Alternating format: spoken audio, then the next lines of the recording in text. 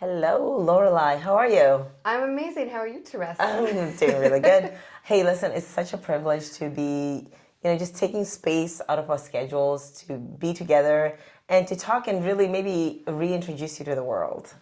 I love that. Yeah, I know. I'm super excited. You always are really good at speaking and interviewing, so I'm very excited. All right. Well, first, I'd be remiss to not congratulate you on becoming Miss Original Canada. Thank you. Yeah, that's it's a big accomplishment. And what's interesting about that is when I saw the pageantry, immediately my brain just I looked because I've known you for a couple years now, but I've really known you in the mining context, and I was trying to connect the dots, and then part of me said, why are you even bothering connecting the dots? We can be whoever we want to be and do amazing things and be very multifaceted human beings. So thank you for just illustrating that to myself and other colleagues in our industry that you really can do multiple things, really.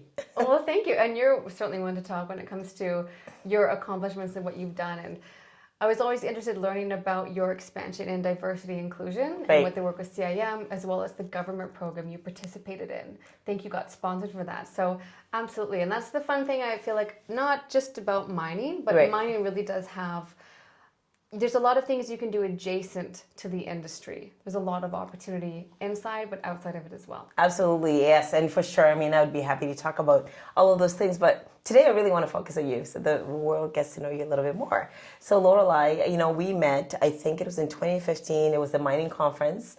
It was a digital mining conference. And I remember being struck by your background. Because, like I'm a mining engineer. So typically in mining, you're interacting with people who have, very traditional backgrounds like geologists or mining engineer, metallurgist. And there you were, and you're like, actually, I started off studying literature, and I thought, this is interesting. And she has her own company. She's the CEO. So maybe take us a little bit back. How on earth did you make your way into mining? Yeah, so I did do general arts, and I always loved English. And Right. the fun thing about English is that we were studying epics, and Beowulf was one of the first epic poems. And the whole mindset you have to shift to is, okay, so this is from a totally different time. Right. I need to learn the language Right. and understand really what they're using in this epic poem, and you make relations throughout the poem. So that mindset to me is really fun because it's all about connections and really using your imagination to interpret the story. So in mining, I kind of translated that into business. Right. Because with business, if you're selling a product, you have to really craft a strong value proposition and communication to a person. And based on the stakeholder you're speaking to or selling to, it's different. So you can make different connections. My dad actually was the one who really helped me get started in mining. He took me out when I was not really sure what I wanted to do. So he brought me into sales. He took me to Toromont Cat and Komatsu and Strongco. And I thought, oh, this reminds me of mighty machines was honestly the first thing I thought Yes. of. Seeing like this big Mighty equipment. Machines, that show, yes. Yeah, Yes. and I saw this big equipment, and I thought, okay, this is a really interesting industry. It's very industrial, but there's a ton of opportunity, especially when it comes to sales and bringing the younger generation and even marketing. Right. So that's really how I got started. From there, he connected me to a California technology company.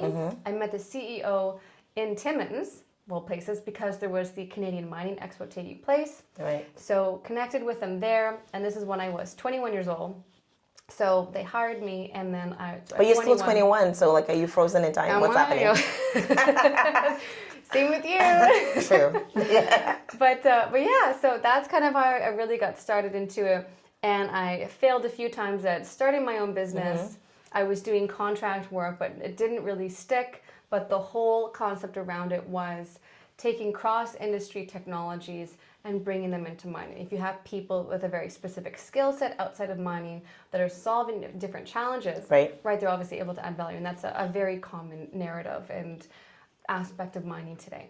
And many people that I've met that know you in mining have always said, like, my goodness, she's always so impressive. Like, how do you go from that, the arts into mining, and you're CEO of your own company? And really, a lot of times I've always reflected that it's a lot to do with your mindset. It's really about that belief that it's possible, you can do it. You seem to have a vision for who you want to be and what you want to give to the world. So maybe let's explore that a little bit, because I I have, the backdoor information because we're friends. But I really respect how you have this thirst for continuous learning. I really want to explore really specifically about mindset. How have you been training your mind? Well, it started when I was 18 years old. Right. And so I mentioned this a little earlier, even today, I was involved with VIMA, and VIMA was a network marketing, or some people call it a pyramid scheme type of business, and that really got my thirst for entrepreneurship. Through that company, though, I got introduced to Bob Proctor. Okay. So Proctor Gallagher Institute is what it's called now. And I did this program thinking into results. I had a mentor for that. And that to this day is one of the best programs Right. I think anyone can really do when it comes to understanding the mind. So 19 years old, it's 10 years ago. Right. I really started to get into that. And that's what I needed, because I needed a framework on how does the mind work, how does our brain function, and the body. So over the course of 10 years, I think I've invested around $40,000 in different programs. And then I really got into Dr. Joe Dispenza, which I can talk about for a very long time. She can really talk about it. But you know what I love about, I think it takes a certain humility to pursue education and things. Because ironically, I was talking to somebody today and they were talking about how, not everybody is willing to reflect that they have places where they can grow in. You know what I mean? And we were reflecting on that, sometimes it's feedback, like people giving you feedback that would allow you to be like, oh, you mean I'm not a good listener? And then you take that with humility and go and improve on that. For yourself, though, how have you uncovered those blind spots? Yeah, so first and foremost, I wanted to change my perspective on everything coming to me in my life. So I wanted to go as broad as possible. And what I mean by that is I want to get beyond myself. Because when we get offended by things or we are entitled, we're very self-involved. And so if you have the perspective where everything in your life is truly a reflection of you, like nothing comes to us unless we call it or unless we are it. So everything is feedback. And if you see it that way, isn't that, like, imagine your life if you had that perspective, where no matter what someone says to you or feedback. A situation, you're actually taking it as guidance. Wow. And even with our emotions, when we feel negativity or we feel off, that's also guidance. So it's really looking at how can you be as constructive as possible if that happens in your life, and you're not getting caught up with feeling stuck and getting caught in the emotions of something. So that has taken breaking down the knowledge base of that and why that is, and who are we really, and how can the world be a reflection of our current mental state and help us. So I've also worked with, from a young age, like I mentioned, some very interesting people who are successful, and they mentored me, but there is also a lot to learn. I have done, I don't know how many cold calls, and I've been rejected and not had a lot of success with cold calls. And then you have a few that really are. I remember this one time I was in Calgary just by myself, renting a car, going in the industrial park, and I had this last transportation company. I was really focused on transportation at the time. Yeah.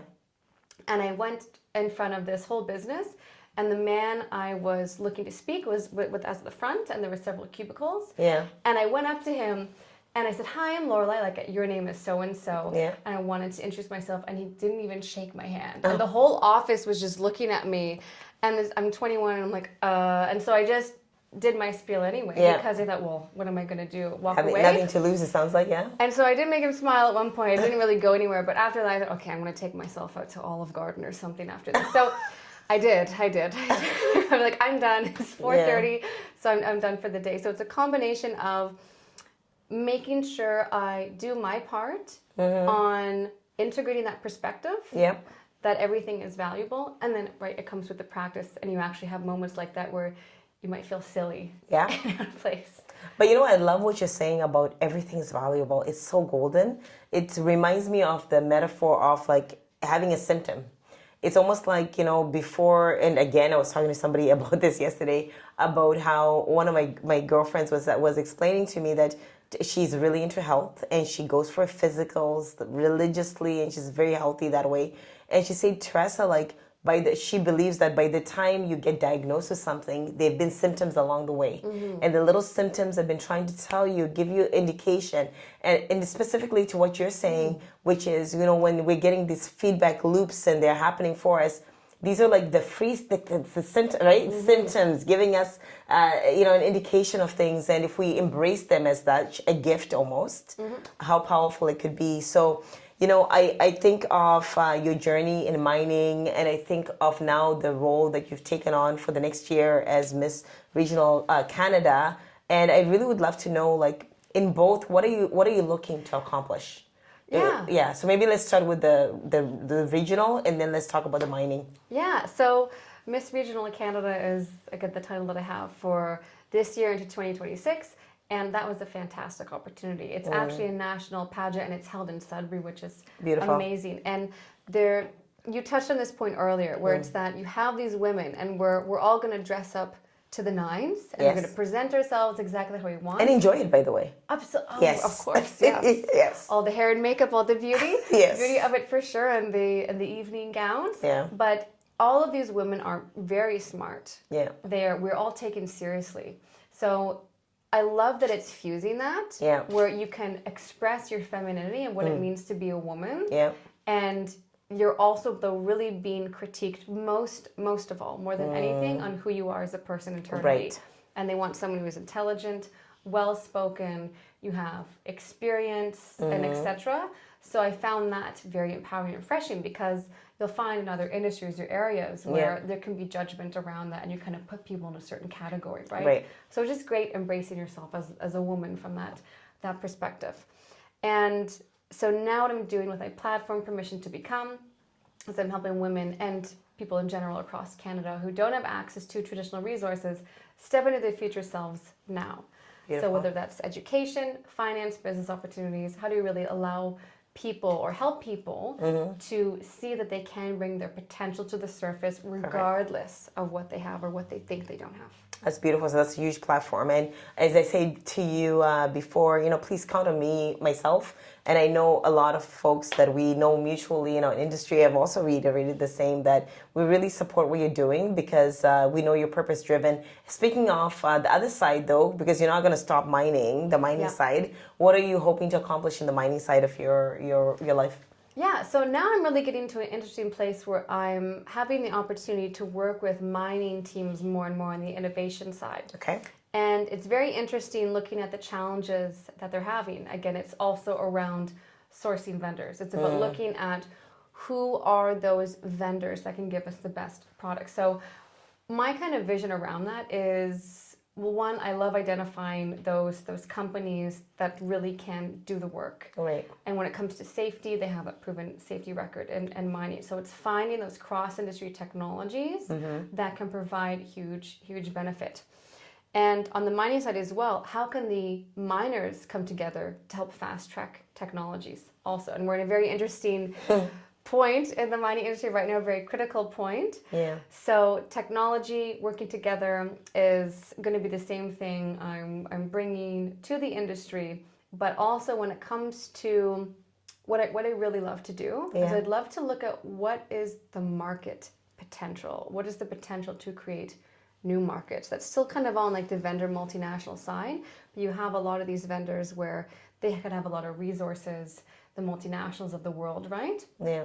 And it's that, where can we divert or put our resources towards now? So I think market creation is always a really interesting place to play in, and there's a huge opportunity for that. Well, hey, listen, it's been a pleasure just sitting down together, and I, like many others, really admire how you're fusing these worlds of, philanthropy through the title, the Miss Regional Canada, and how you're still remaining true to some of those kind of career pursuits, the mining industry, and you're a role model for so many, and I really am proud to call you a friend. It's been a pleasure interviewing you today. Oh, thank you so much, Theresa, and likewise. Take care.